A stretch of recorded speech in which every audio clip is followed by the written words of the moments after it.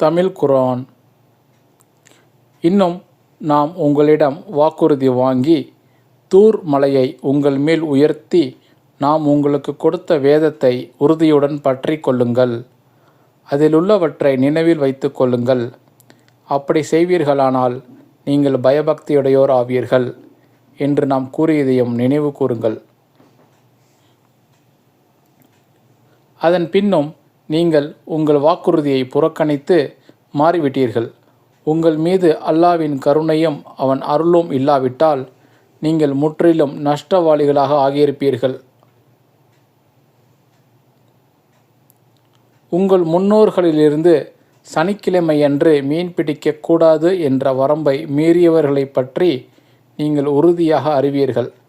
அதனால் அவர்களை நோக்கி சிறுமையடைந்த குரங்குகளாகி விடுங்கள் என்று கூறினோம்.